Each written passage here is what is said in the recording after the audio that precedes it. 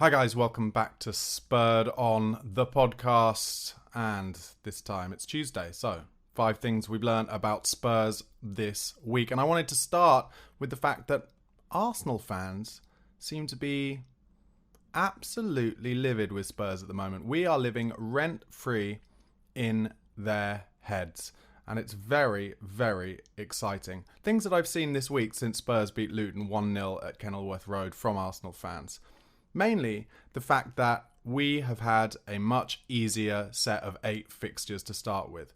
Well, statistically, if you go to some of those stats places that show what level of starts everyone has had, actually we've had an easier start than Arsenal. And I imagine that's because we've had only 3 home games and 5 away games. We've also played within those 8 Manchester United at home, which we only drew last year, Liverpool at home, which we lost last year, and Arsenal away, which we lost last year as well. So I think to say that we've had an easy start is wrong. It's a misnomer. And I think compared to last season's comparative fixtures, we have done really, really well actually, and it's been an amazing start. And I think the real issue with Arsenal fans is that actually they're looking across at us for the first time in a long, long time, at least since Pochettino era, and they're like, not only are they having good results, which of course we have had good results to start with a couple of times. Last season under Conte, we were on 17 points after 7 games. And back in the day under Mourinho, we had a good start and went top of the league then as well. But it's different now this time, isn't it? And Arsenal fans are noticing that. They're noticing that we're playing attacking, front foot football, that we have a manager who is absolutely single-minded in terms of the kind of football he wants us to play. And he says out in the public things like, I have no interest in scraping a 1-0 win where we play defensive football. That doesn't teach us anything. That won't help us in the long run whatsoever. Whereas, of course, under Conte and Mourinho, and dare I say it, Nuno, because he won his first 3 games as well, they were all about just finding ways to win. And I think when Arsenal fans looked at us top of the league under Mourinho, or after 7 games last season under Conte when we had 17 points, they weren't worried, because they were like, look, you cannot continue to win games by playing badly. It just doesn't work like that. And I remember it very well. Last season, the press were exactly the same. They were like, it's all well and good being 17 points after 7 games, but when it all starts to unravel, what happens then? And as it did, not unexpectedly, the press were on Conte straight away. And it was almost like they revelled in the fact that that kind of good start came to nothing. This brings me on to my next point about what Arsenal fans don't like. Big Ange.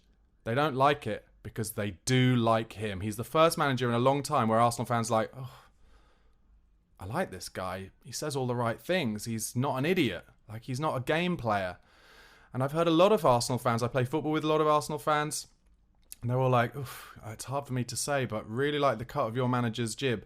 And I have to say, I think everything is playing into how this is perfect for Tottenham Hotspur.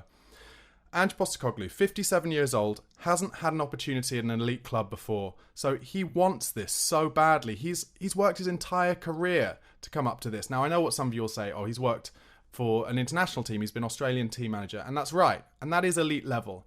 But in terms of club football, he has always wanted to work in the Premier League. Now he's there.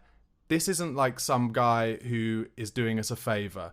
Some guy who's managed at a bigger club with bigger wages that they can pay and bigger transfer fees, and winning Champions Leagues and winning the league every season is almost like a minimum requirement.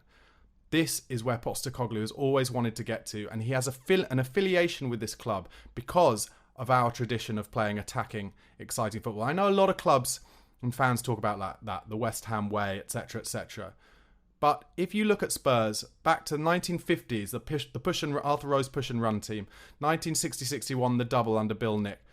To dare is to do. It's what it's all about. And Ange Postecoglu's idea of how to play football mirrors perfectly what Tottenham Hotspur is all about.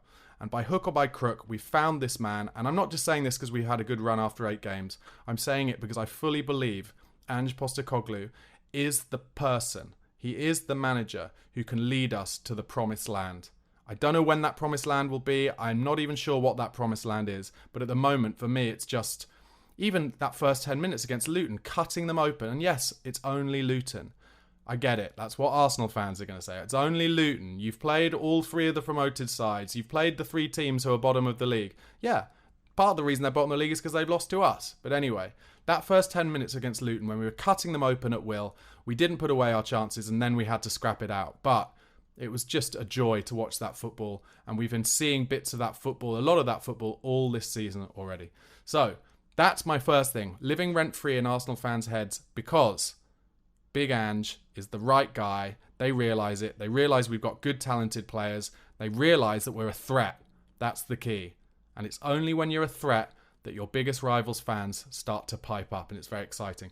Secondly, we are, certainly as of Saturday night after the Luton game, we are topping all of the data stats lists. Everything. Shots, percentage keeper saves, all of them. I'll go into it in more detail in a kind of data format that I'll do later on, maybe this week or maybe next.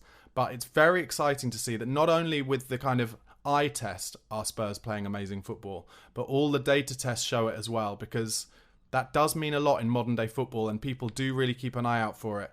And that takes away the possibility that some people say, oh, sure, it might look good, but all the data says that you're going to fall off a cliff. Your expected goals aren't high enough for you to mix it with Manchester City or Arsenal or Liverpool. Well, at the moment, that's not the case. We really are mixing it with them.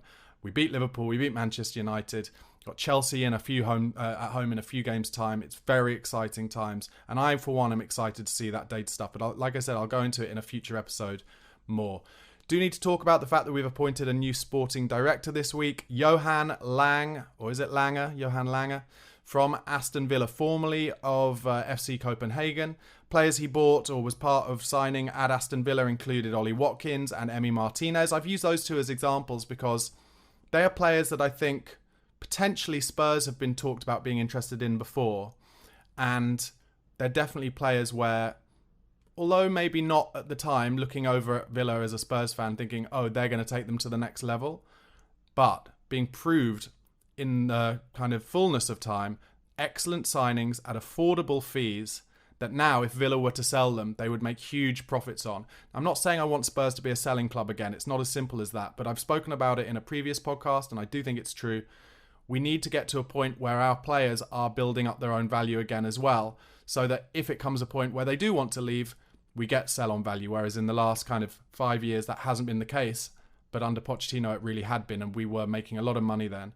Postecoglu's coaching is really going to help with this. You've already been able to see, I don't know if you've been keeping an eye on it, but all of our unders teams, the under 23s and the 18s, are doing unbelievably well. They're playing good football in a Postecoglu style, and as a result, all of those players, even if they don't make it through the academy into the first team setup, they will have sell-on value, just like those guys back in the Pochettino era did, who came through of Livermore, Kolka. Obviously Harry Kane is a perfect example, but Andros Townsend, all of those boys who got money brought into the club. Manchester City are the best at this.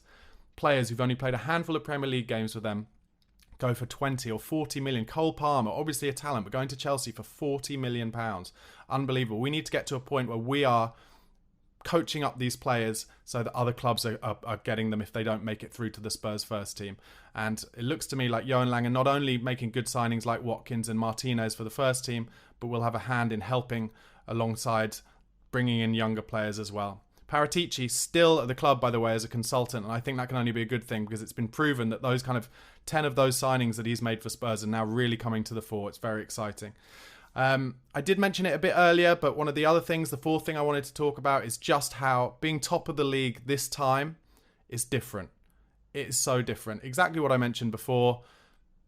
It would fall off a cliff if it started going wrong under Conte Mourinho, but this time it's different because no matter what happens, if we have a bad result, we're still going to be doing it, playing the right kind of football. And that attacking football will bring us more good results than bad, I'm sure of it. And that stat that I think only 2 of the teams who've reached 20 points after 8 games in the history of the Premier League, only 2 of them haven't made the Champions League. And 11 of the 20 teams who've done it have gone on to win the league. So, yes, it's nerve-wracking being a Spurs fan and being excited about it. Of course it is. But stats back it up. Be excited. At the very least, we're going to be there or thereabouts for a push at the top 4. And, of course, don't forget, there's the possibility of 5 English clubs going into the Champions League because of the change in Champions League format next season.